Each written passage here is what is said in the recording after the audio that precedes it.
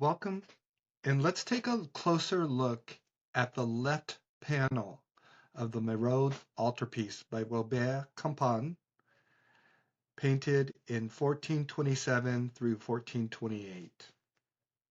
So we look at the left panel of this triptych, and what we'll see are the two donors, the two people who paid for this artwork. And that's a very important thing to note. In Italy, the entity who paid for the work was often the church.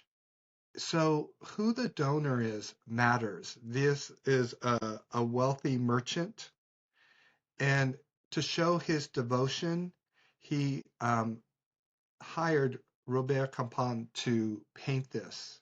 Behind him is his wife. There's a thought that she might have been added later. She's a little bit higher up.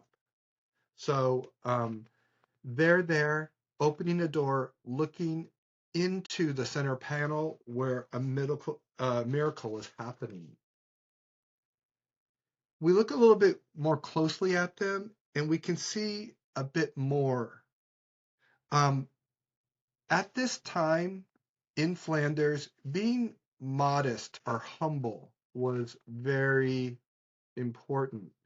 So they're very modest, and yet they still find ways to show their wealth. Look at her clothing.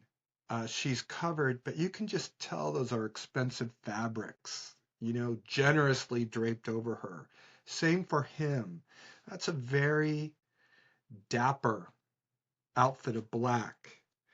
Tucked his belt.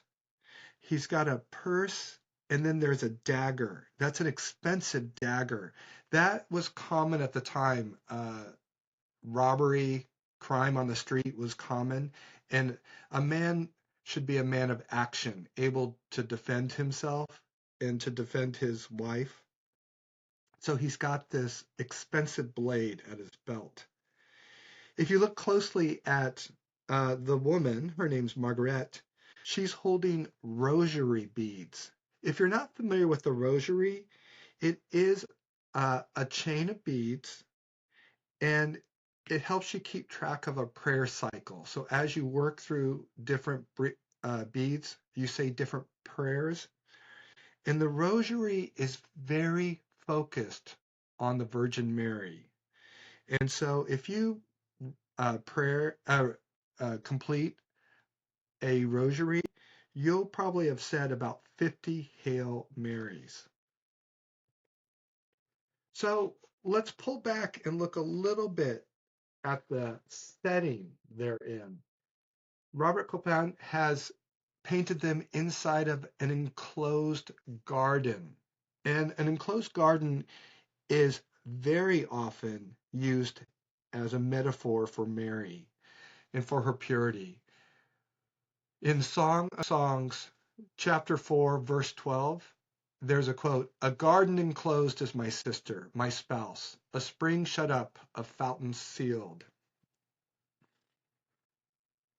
We keep looking closer, and this idea too of a garden speaks to perhaps the Garden of Eden, where Eve said no to God's will, Mary said yes.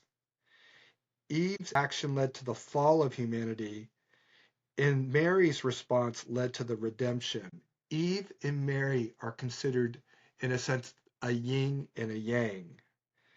A quote from a Christian scholar was, "The knot of Eve's disobedience was untied by Mary's obedience."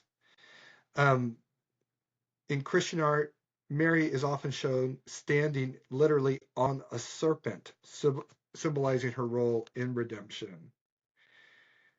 In the Garden of Eden, Eve's actions led to the curse of sin, and in the Garden of Nazareth, Mary's yes led to salvation. If you keep looking closely at this garden, you'll see a rose bush. And a rose bush very commonly refers to the Passion of Christ.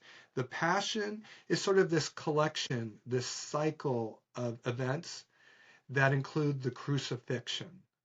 So when you talk about the Passion of Christ, it's all of the things from his arrest by the Romans to carrying his own cross to his crucifixion. And so the rose bush often is a prefiguration of that. And the red of the roses prefigure Christ's blood. The thorns of the roses prefigure his crown of thorns. Even small details like the birds in the background have a symbolic meaning. Um, it's a reference to humility, to God's love. In Matthew chapter 10, verse 29, there's a quote of, "Are not two sparrows sold for a farthing? And one of them shall not fall to the ground without your Father."